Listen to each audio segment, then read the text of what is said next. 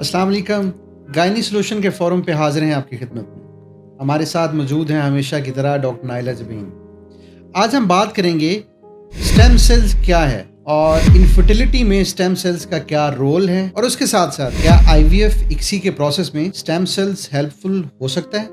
Doctor Naila ji, thank you so much doctor साहब। अच्छा, इसमें इंपॉर्टेंट चीज़ ये है कि सबसे पहले तो अंडरस्टैंड करें कि स्टेम सेल्स क्या है। स्टेम सेल जैसे नाम से ही जाहिर है, ऐसा अनडिफरेंशिएटेड सेल जो कि हर किस्म के सेल में तब्दील होने की सलाहियत रखता। अंडा और स्पर्म आपस में फर्टिलाइज होते हैं तो वो एक खास सेल की शक्ल इख्तियार करते हैं, फिर वो 1 से 2, 2 से 3 इसी तरह से डिवाइड होके वो क्या होता है कि सेल्स का एक गुच्छा बन जाता है। लेकिन अभी तक किसी सेल को नहीं पता कि कौन सा सेल ब्रेन में तब्दील होगा, कौन सा हार्ट में तब्दील होगा और कौन सा जो है वो बाकी ऑर्गन्स में तब्दील होगा। वो अनडिफरेंशिएटेड हैं, उनके अंदर पूरा पोटेंशियल है कि उनको जिस तरह के ऑर्डर्स मिले वो उस तरह की सेल के अंदर जो है वो तब्दील हो सकते। खुशकिस्मती या बदकिस्मती की बात यह है कि ये जो स्टेज होती है ये बड़ी शॉर्ट टर्म्ड होती है। जैसे ही एम्ब्रियो ट्रांसफर होता है तो उसके बाद हर सिग्नल मिलना शुरू हो जाता है हर सेल को कि आपने हार्ट बनाना है, आपने ब्रेन बनाना है, आपने लंग्स बनाने हैं और आपने लिवर बनाना है। हर ऑर्गन के अंदर अपने अपने स्टेम सेल तो मौजूद होते हैं जिनको कि सोमैटिक स्टेम सेल्स कहते हैं, यानी कि वो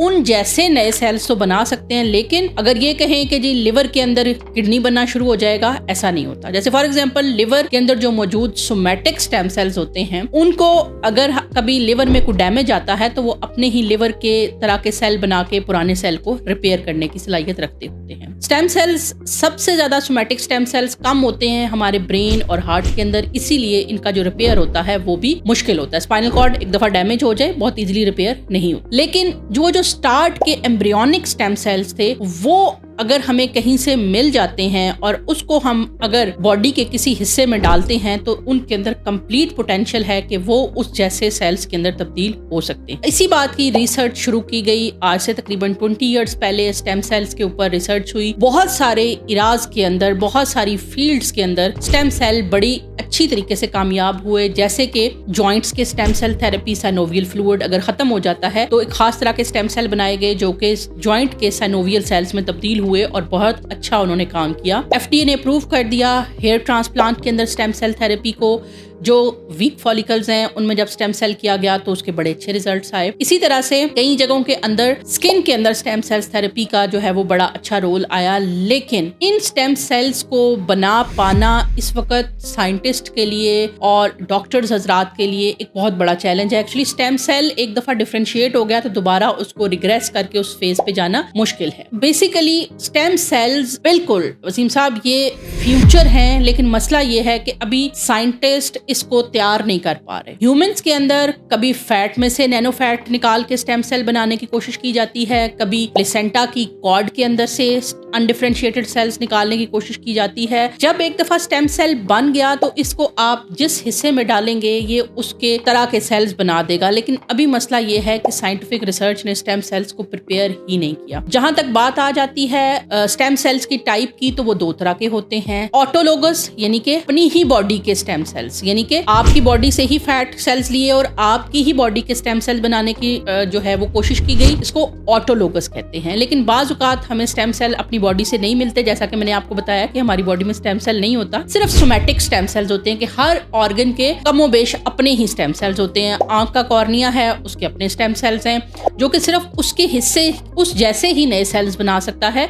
ऐसा नहीं होगा कि आप कॉर्निया के लिवर में डालें, लिवर के किडनी में डालें, किडनी के लंग्स में डालें और स्टेम सेल्स बनने लगते हैं। तो इस वक्त साइंटिस्ट को बहुत ज्यादा स्टेम सेल्स बनाने के अंदर जो है वो कामयाबी नहीं मिल रही है। लेकिन जिस दिन ये स्टेम सेल्स बन जाएंगे और अनडिफरेंशिएटेड सेल्स हमें मिलने लग जाए, उस दिन fate of IVF, fate of fertility भी चेंज हो जाएगा। बहुत ज्यादा प्रीमेच्योर एजिंग देखने को मिल रही है। स्टेम सेल्स के नाम पे पेशेंट को इवन बहुत बेवकूफ बनाया जा रहा है। नैनो फैट की टेक्निक को, यानी फैट्स में से अपने ही स्टेम सेल्स इकट्ठे करके या ब्लड में से कुछ ग्रोथ फैक्टर्स को इकट्ठे करके स्टेम सेल्स का नाम दिया जा रहा है। हालांकि स्टेम सेल्स जो है वो अभी तक फर्टिलिटी के काबिल जो स्टेम सेल्स हैं इनकी स्टडीज अभी बहुत बेसिक्स में है और अभी तक क्लेम किया जाता है कि एक भी बेबी ओरिजिनल स्टेम सेल से अभी तक डिलीवर नहीं हुआ, क्योंकि अगर कुछ ऐसा हुआ होता तो डेफिनेटली एक बहुत बड़ी स्टडी कंडक्ट की जाती। लेकिन स्टेम सेल होप है। जिस तरह से 1980 में फर्स्ट टाइम IVF पाकिस्तान में जब शुरू हुआ तो उस वक्त इसके रिजल्ट्स भी नहीं थे, लेकिन लोगों ने ट्रस्ट किया, रिसर्च होती रही और आज हम क्लेम कर रहे हैं कि IVF के जरिए से आप 3 सक्सेस रेट हम देखते हैं, अपने ही पेशेंट्स को देखते हैं। हालांकि आज से अगर 20-25 साल पहले चले जाएं तो IVF का बच्चा समझा जाता था जैसे कोई मुआवजा है, लेकिन अब रूटीन में हम IVF से पेशेंट प्रेग्नेंट कर रहे होते हैं, उनके डिलीवरीज कर रहे होते हैं। जिस तरह से हर फील्ड इवॉल्व करती है उसी तरह से रियलिटी के तौर पे अभी अनफॉर्चुनेटली फीमेल ओवरीज और मेल के टेस्टिस के लिए स्टेम सेल्स नहीं बने हैं, जो कि कामयाब नहीं हुए हैं, ना FDA ने प्रूव किए हैं। हाँ, कुछ रिसर्च बेस्ड डाटा है जिसपे हर बंदा अपने तरीके से रिसर्च जरूर कर रहा है और उस पे काम कर रहा है, लेकिन कामयाबी कितनी है अभी कोई कंसेंसस नहीं है। इवन जो डेवलप्ड कंट्रीज हैं वो भी इसके ऊपर अभी साइलेंट मोड पे हैं। लेकिन फ्यूचर के अंदर what I am seeing is के स्टेम सेल्स बनाए जाएंगे और स्टेम सेल्स जो होगा वो इरा चेंज कर देगा। यहाँ तक भी कहा जाता है कि एक टाइम ऐसा आएगा कि आप क्लोनिंग की टेक्निक से अपना ही स्टेम सेल बना के एक अपनी कॉपीज भी रेडी कर सकते हैं। लेकिन ये बहुत सारे इफ एंड बट्स के साथ हैं। जो हजरात पाकिस्तान के अंदर खास तौर पर स्टेम सेल थेरेपी के ऊपर जाते हैं उनको ये चीज जान लेनी चाहिए कि ये रिसर्च है, यानी कि इसके ऊपर तहकीक की जाई है और वो इस तहकीक का हिस्सा है। इस तहकीक के फायदे नुकसान सालों बाद क्लियर होंगे और जो स्टेम सेल आज है वो आज से 10 साल बाद नहीं होना और जो 10 साल बाद होना है वो उससे अगले 10 साल बाद नहीं होना। लेकिन स्टेम सेल झूठ नहीं है,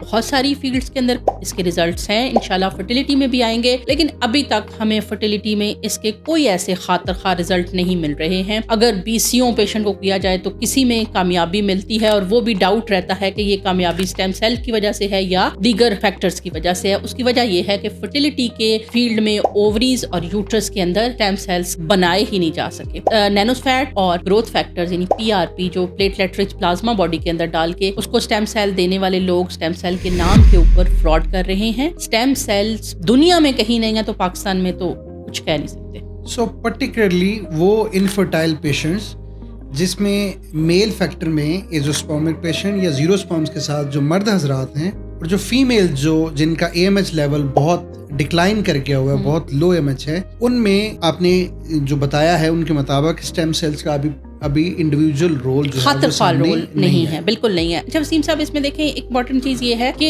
मैं ये तो नहीं कहती कि ये स्टडी बंद कर दी जाए, रिसर्च है, रिसर्च में चीजें जाहिर है इवॉल्व करती रहती हैं, लेकिन मसला वहां पे आ जाता है जब पेशेंट को बहुत हाई होप्स दी जाती हैं। एक्चुअली इसके अंदर जो ज्यादा प्रॉब्लम देखने में मिल रही है वो ये है कि जो रिसर्च इंस्टीट्यूट्स हैं उन्होंने भी जब किसी के अंडे खत्म हो गए तो वो डोनर एग को प्रमोट करने लगे, स्पर्म खत्म हो गए तो डोनर स्पर्म को प्रमोट करने लगे। वो ट्रांसप्लांट या पूरे का पूरा किसी बॉडी से और उसके बड़े अच्छे रिजल्ट्स हैं, यानी उसके अंदर कोई HLA टाइपिंग नहीं करनी पड़ती, आपको अच्छे से आपको रिजल्ट्स मिल जाते हैं। तो उन्होंने इसके ऊपर रिसर्च को जरा लिमिटेड कर दिया। बाकी फील्ड्स के अंदर जहां पे ये चीज पॉसिबल नहीं थी उन्होंने इस चीज को बड़ा अच्छे से रिसर्च किया। पाकिस्तान के अंदर स्टेम सेल्स को बहुत बुरी तरह से मिसयूज किया जा रहा है। एजिंग प्रोसेस है, उसको रोकने के लिए स्टेम सेल्स का रोल है, लेकिन हर डिपार्टमेंट में डिफरेंट है। स्टेम सेल्स के नाम पे इतनी हाई होप्स बिल्ड करना और उसके बाद मेरा ख्याल है ये एक इमोशनल टॉर्चर होता है। रियलिस्टिकली पेशेंट को बताएं you are part of research, आप उस रिसर्च के अंदर इंक्लूड हों, पार्ट बने और उसके नुकसान फायदे आपको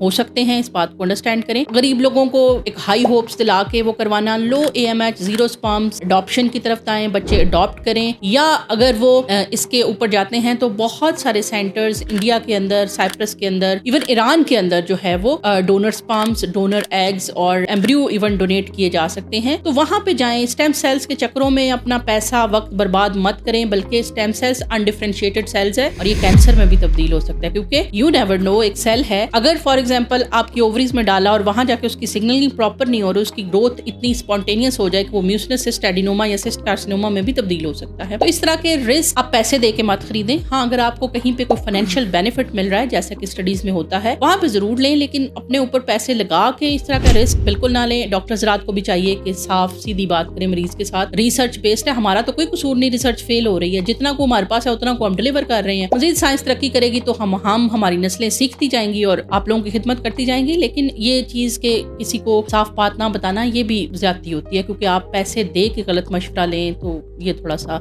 अनएथिकल हो जाता है। जी, थैंक यू सो मच। ये वीडियो उन तमाम लोगों के लिए जो हमारे पास आके स्टेम सेल के बारे में पूछते हैं क्वेरीज हैं उनकी, और कि स्टेम सेल का क्या रोल हो सकता है हमारी बॉडी के अंदर। उम्मीद है आपको बहुत सारी इन्फॉर्मेशन इसके अंदर जो कवर कर ली गई है। होप ज़रूर है, लेकिन अभी एविडेंस कोई नहीं है। होप नहीं मैं ख़त्म कर रही, ज़ाहिर है फ्यूचर है, लेकिन अभी तक हमारे जो है वो इनफर्टिलिटी में इसका कोई ख़ास रोल नहीं आई थिंक डॉक्टर नाइला ने बहुत अच्छे तरीके से सारे प्रोसेस को एक्सप्लेन किया है। स्टे ट्यून्ड, मिलते हैं जल्दी किसी नई वीडियो में। Thank you. Thank you so much.